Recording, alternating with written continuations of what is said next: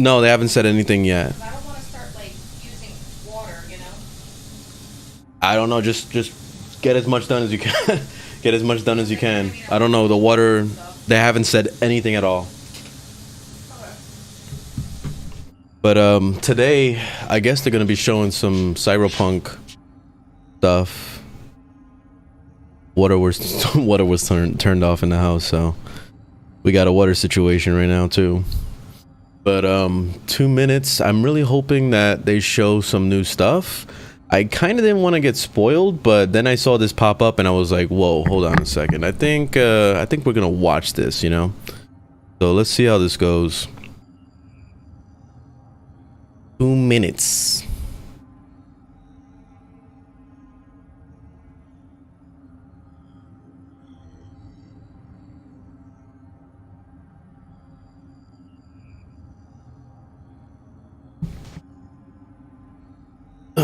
When is this game supposed to be coming out anyway? Isn't it supposed to be, because it got delayed again?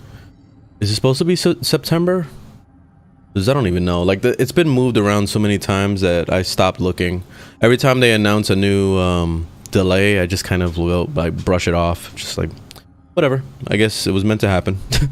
So like I kind of feel like this game is not going to come out until 2 more years or something. Like I don't know. it just seems like they just keep pushing it back so much that I just don't even care anymore. So once it comes out, I'll be ready, because I know they're gonna do an awesome job with this game.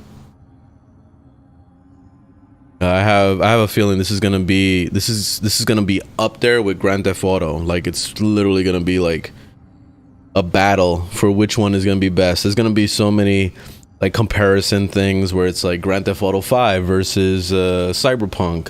Which one is the better game? Which I think is bullshit. I don't really like those comparisons because they are each their own games. Grand Theft Auto is an awesome series, and this is, if it lands up living up to the hype, it'll end up being just as good, you know? So it's like I like the competition. I like having multiple things to jump to, especially since there's nothing really competing with Grand Theft Auto right now. At first it was what's that game called?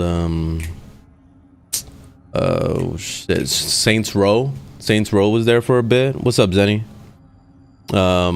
But Saints Row, it just went off in its own direction and it kind of like changed into a totally different game. It's almost like Saints Row kind of turned into like Just Cause. Like it went into that route of just like wacky craziness, you know? And I mean, obviously Just Cause is not as wacky and crazy, but still the same concept of having like gliders and zip lining around and all that weird shit, you know what I mean? It's not normal. So it makes it fun though. But anyway, I want to see a true competition to Grand Theft Auto, so I think this is going to be it.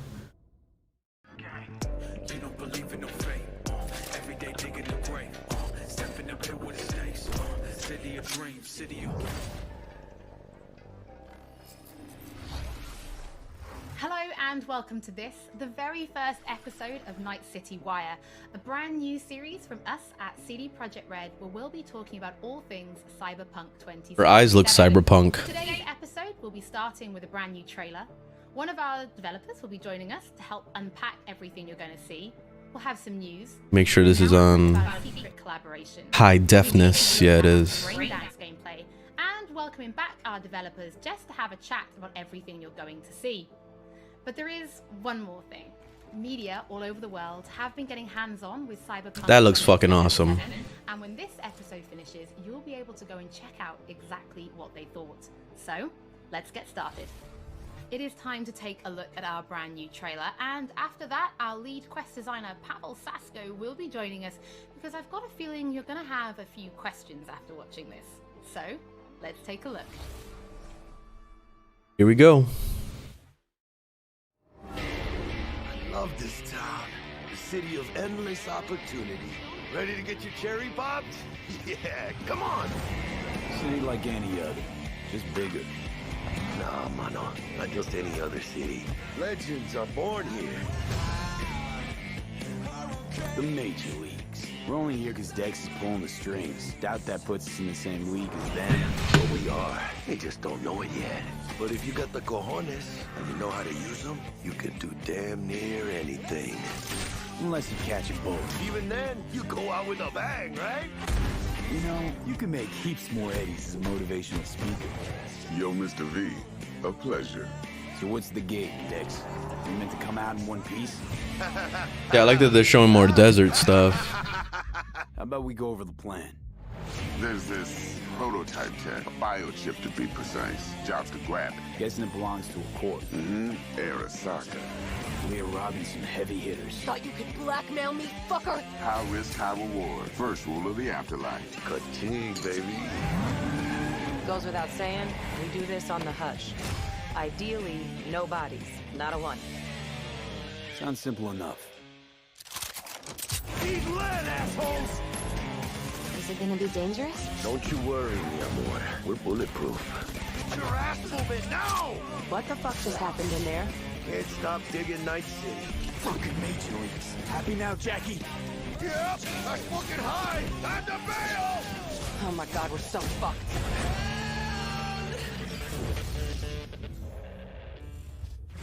Dex, what the fuck? Can't risk it, V. And you, who are you? Fuck. Oh, little Keanu Reeves. The trailer contains footage from the game's prologue only, but there was an awful lot in it. So, Pavel, why don't you try and help us unpack everything that we just saw? Oh yeah, I mean, absolutely, I can try. So, what you have just seen is only the prologue of the game. So that awesome stuff is only happening in the first few quests. What the trailer shows you is really our stage, the Night City. You know, this gigantic city built of 6 completely unique districts, surrounded by the 7th one that we call the Badlands. As a player, you are meeting Jackie. That's pretty awesome. Now, they together are I just trying love how to open it looks. something that is very precious. They were trying to reach out for this chip of immortality, this gateway to eternal life. Jackie introduces you to Fixer Dexter Deshawn. He's a very important person in the social ladder of Cyberpunk. He is able to provide the player with various jobs and contracts to be able to gather money, to be able to modify their bodies, push themselves to the limits, to put their hands on the chip. But as you can expect, not everything goes as planned, and but to see it, you will have to play the game. There are an awful lot of really cool things in this trailer, and there's a few that I would just love to talk about a little bit more for the people at home. So let's start with talking about a gang called the Mox. Now, we see a few flashes of them in this trailer. I personally think they're really cool and one of my favorites, but can you give us a little bit more information about them? Oh yes, so the Mox is one of the gangs that player is going to interact with throughout the game. The Mox is the gang that has been formed in 2076 after death of Elizabeth Borden. She was called Lizzie. Now, she was an owner of a brothel and former sex worker, and she was protecting working guys and girls from harassment, from abuse, and the gang is really continuing her mission. And as a player, you are going to interact with that gang, meet multiple different NPCs, and craft your own relationship with them, and understand what they are all about.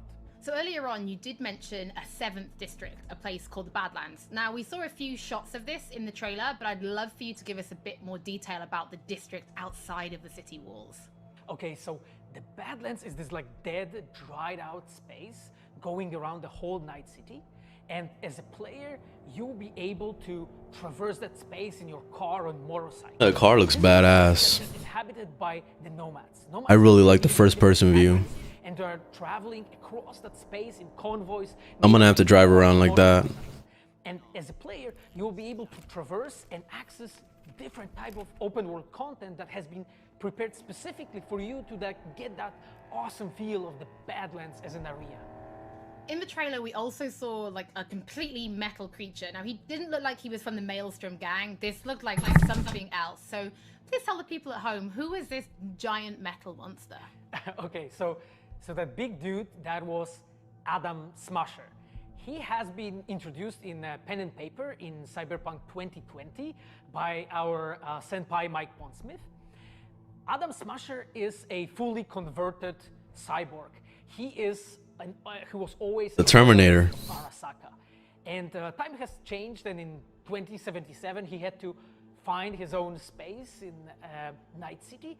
But to find out, you'll have to play the game. In this trailer, we do see some flashes of a Ripper doc called Victor Vector. I think if people have watched our previous gameplays, they might remember him. But I'd really like for you to give the people at home some more information about what Ripper docs are and how they'll be interacting with them when they play Cyberpunk. So Ripper docs in our game, they are surgeons. They are like a specific type of a job in the social ladder of Cyberpunk.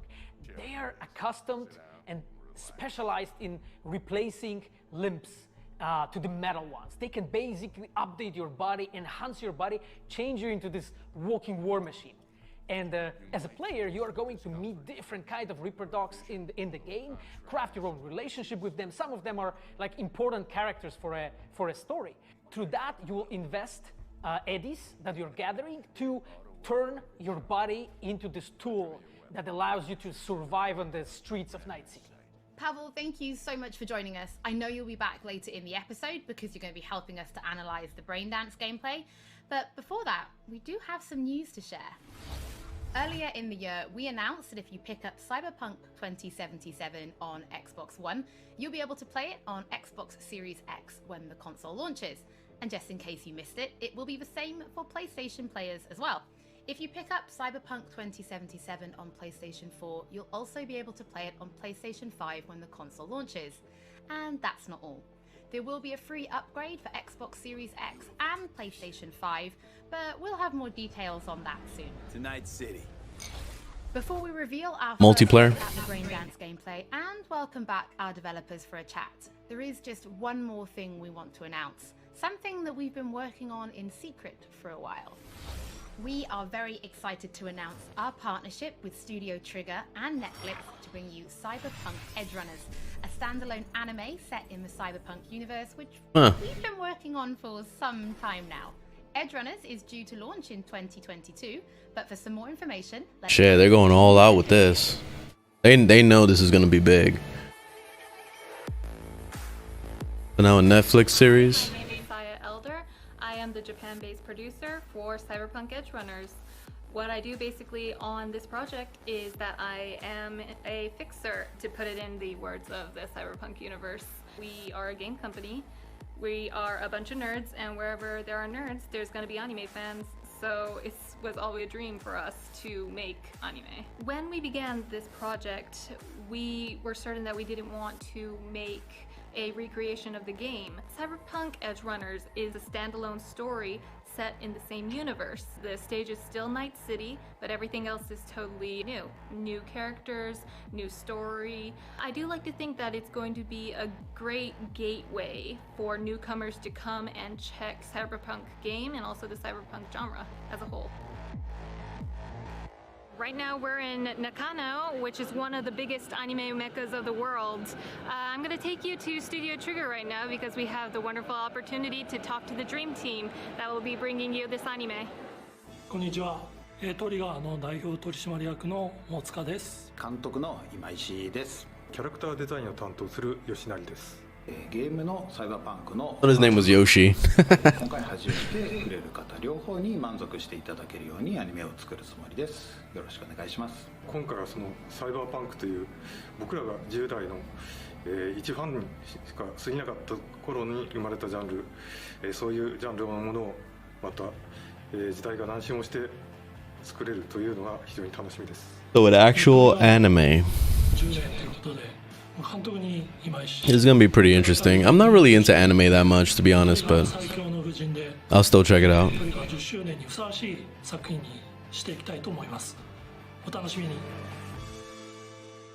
I wish they'd show a little bit of something. You know, at least a little cutscene or something. Oh well. Coming in 2022. Shit. This is a feature that you'll experience when you play Cyberpunk 2077.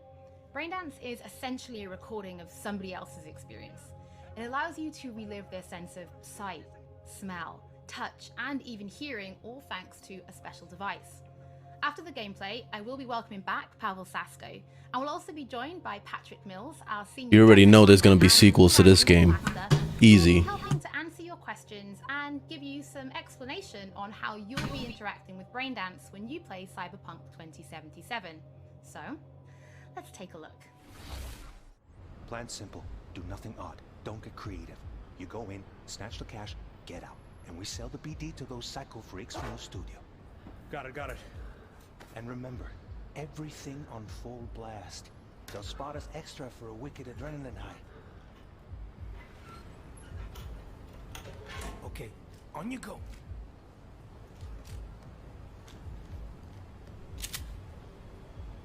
What? Down, everybody, on the ground. I want to see you kissing the flooring. Money, now, or I will fucking drop you, I swear to God. Well, yeah, hey, now, before I blow your fucking head off.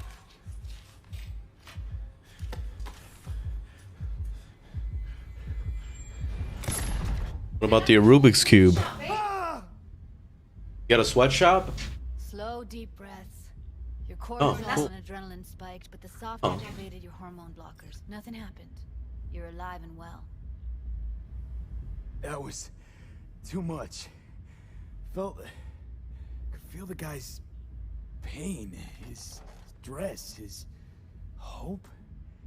Hope wrapped up in something else. Mm-hmm. Probably took a booster just before. You'll be fine. Got everything set up? Let's switch over to editing mode.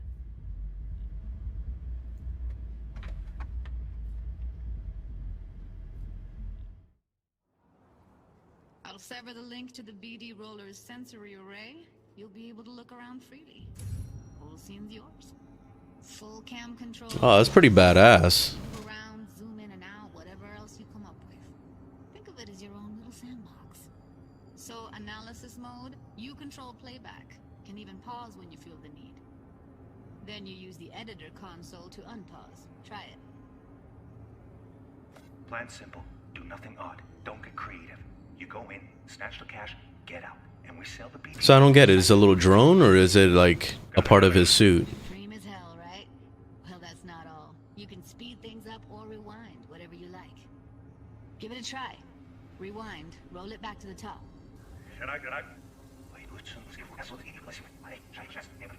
All good, neat. Now try fast forwarding a bit. That's pretty badass though. That's really awesome. Plan simple. Do nothing odd. Don't get creative. You go in, snatch the cash, get out. Okay. You can also reset the recording. That'll take you right back to the beginning. Try it. Like we're in a tutorial right now, so then when it's time to actually play it, we gotta watch this tutorial again. You get to view and even scan details of the enviro recorded by the BD roller. Focus on the heat. The gun this gonk gets from his buddy. BD roller. Now scan it. Plan simple. Do nothing odd. Don't get creative. You go in, snatch the cash, get out. And we sell the BD to those psycho freaks from the studio. And remember, Okay, right here. Excellent. Let's move on. Now heads up. In analysis mode, you can ferret out background noise and conversations if the roller got close enough. This tech records everything, every little detail, even the sights and sounds the roller was never aware of. To see the sources of the recorded sensory signals, switch to the audio layer in the editor. Go ahead and try that now. Okay, good. Now you should see several sound signatures in the store. Choose one and hone in on it. Pack of 6, case of Brosif, and a couple of zappers. Okay, we have a deal today on 2 flavors. Cuddy and surf and everybody! So, any thoughts? Unbelievable. Seriously, like what's happening right next to me. Yeah, it's how BD recording implants work. They pick up everything, all the elements in the background. Then an editor tweaks them, makes them pop. Keep playing with the sound, explore it a bit. We'll move on when you get bored. What I see you kissing the flooring! Money! Net! Sometimes you can analyze extra layers in the raw, stuff the roller's cyberware picked up. Like what? Ev's got Kiroshi optics that grab infrared, meaning you should be able to grab heat signatures from her recording. Huh. Hella nice. Scanning works on peeps, too. Walk up to the wounded chick. Try scanning her. Alright, next thing. Scroll forward to the part where our artist gets a lead injection.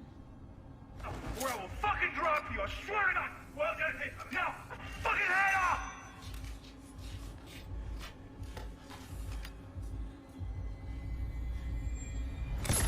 See that? They shot him and he never saw it coming. But you will. Here it comes. My favorite part of the game. See the blinking thing over the entrance? Surveillance cam. Must have caught our shooter. You'll see in a sec. Cam feeds to the screen behind the clerk. Roll back to where the screen's in the kid's field of vision, then scan it.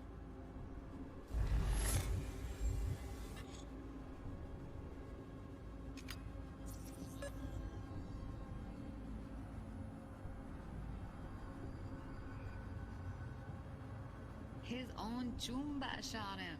Probably planned to all along. Must have got a nice slice of cred on the black market for a BD like this.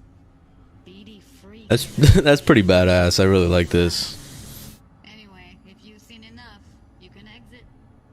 I would play around with this shit all day. Rewind time for everything. Yeah, it's impressive, right? It's too bad most of the BDs we do here are only good for flogging the log. So Braindance is a pretty big part of the Cyberpunk universe. It's not just something used for adult films. There is an awful lot to it. And there's two sides I'd really like you guys to help me explore. First is the lore, so how this actually fits into the universe. And then there's the gameplay side, so how players will be interacting with it. So Patrick, could you tell us more about the lore of Braindance? I would love to. So in the world of Cyberpunk 2077, Braindance was invented way back in the early 2000s at UC Santa Cruz. It was developed as a way of recording a person's experiences and then playing them back for someone else, so that they could relive them as though it was happening to them. This is Cyberpunk 2077. Prisoner rehabilitation, but by 2077, it's become this global media industry, including things like movies, mass entertainment, things like that, video games, some interactive things, and of course, adult fare as well. Now, in our game, we deal a lot with black brain dances, or XBDs as we call them, and there are different types of those, but the one that you saw in the trailer just there buffers. was a flatliner. Now that's where No buffering. the person recording it actually died.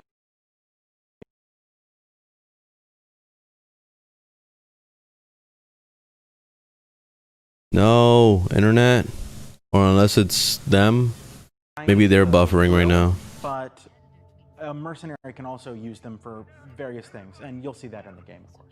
And from the gameplay perspective, we have been working a lot throughout last years trying to figure out the best way. Oh, you missed the gameplay. You're late. There was already a couple shots if you want to rewind it. As a player, you will be able to run the Braindance in the editor mode and see different clues that have been registered on the peripheral of given actor. Now, as a player, you can slide on the timeline of that recording, back and forth, trying to uncover different clues. And that clues are actually telling a story in the game. So, as a player, you will run different investigations that will lead you to different mysteries, and you will uncover them actually using that Braindance as a mechanics in the game. So, as Pavel was saying, we use Braindance as a storytelling tool. It's not a collectible. It's not something where you're going to go in and you're going to play it and you're going to be like, I've seen this before. What we use Braindance for is to give you a keyhole into the life of the residents of Night City. And we can explore things like childhood trauma, religion, various philosophical ideas in a way that you might not otherwise experience in a story about a mercenary on the tough streets. So we've tried to talk about some of the aspects that we think the community will find really exciting, but, you know, while you're both here, I'd love to know, what is it about Cyberpunk that you guys are really excited for? Patrick, why don't you start? So one of the things that I'm most excited about in this game is the characters and the way they interact with the world. We've got this really interesting world that stretches all the way back to the Cyberpunk 2020 source material and all of these events and all of those things, but those don't mean anything unless they connect with characters. And so when we come up with a character, we start with their function. What is this person? What do they do in the story? But we don't stop there. We go back and we figure out what was their childhood like? What was their upbringing like? What kind of obstacles did they face in this harsh reality? And did they overcome them? And how did they overcome them? Or did they not overcome them? And why? And you can see all of those things in their environment, in their dialogues, in sort of how they operate in the world. And we come up with that for all of our characters. Now, you look at someone like Victor Vector, and you're going to see stories about his past in his environment and in his dialogue. You know, we come up with that stuff even if we don't use it in the game, because it helps inform us as to who these characters are. And for me, I would not be myself if I would not say that I'm the most excited about our quests. Like with our Witcher 3 team, with Patrick and like everybody that has stayed with us since the Witcher 3 time, we really have grown so much. We have learned so much, and we have used all that experience to put them into the quest that we have made. And you will not find really a filler in this game. Like everything has a meaning. Like we put so much effort into making sure that everything is rewarding, is interesting, is talking about characters, as Patrick said, is talking about worlds, is talking about emotions, like touching the player in a really, like a real way. And I just can't wait to find out what you think. Pavel, I know you mentioned story and quests and writing quests, and when I was last in the studio, I had a look and I saw a notebook on your desk, and I would love for you to show everybody this notebook. Okay, Holly, I mean, you asked for it. So this is my notebook. It says Salsa Quest Designer. The reason is because I dance salsa, and I'm a quest designer. So I started this notebook actually when we were really starting Cyberpunk. At the very beginning, I wrote like a first note, and it says pretty much something along the lines of that we were starting with a prototype. And then, you know, I kept on basically noting things that we've been working on. And he crossed out everything. He's like, these are all secrets you can't see ever. And they said that they want to take a look on my notebook. I was like, what for actually? And they took some pictures, and they told me, yeah, well, you know, because we are looking for a reference material for notes of a psychopathic killer. Yeah, well, you may find maybe some of my notes in the game. Pavel and Patrick, thank you so much for joining me. I'm pretty lucky because I have read some of the stories that you and the team have written for Braindance, and I'm pretty excited for people to discover. I'm really hoping the story is gonna be good. I've been so like, lately stories have been pissing me off in video games, so Have been getting hands-on with let's see. Cyberpunk 2077, and they should be posting their impressions right about now. And if you missed anything from today's episode, don't worry, we'll be uploading everything to our channels very soon. And finally, on behalf of everybody at CD Projekt Red, we just want to say thank you so much for joining us for this, the very first episode of Night City Wire. But don't worry, we'll be back with episode 2 in just a few weeks. So, we shall see you soon. Alright. I feel like I don't need to see any more. I really don't need to see any more spoilers or any of the shit. I just want to play the game at this point. So I'm getting to the point where I just don't really care to see any more trailers, and I don't want any more spoilers in the process. So like, I mean, when does this game come out? Did it say it at the end of that? I think it did, right?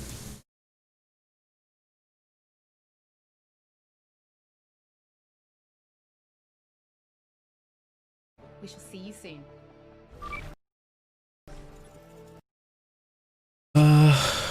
Yeah, they don't have a release date. It says pre-order. I don't know. Let me see. It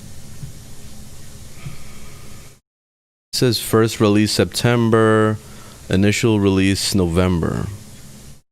So no one's really sure 100% when their release date is.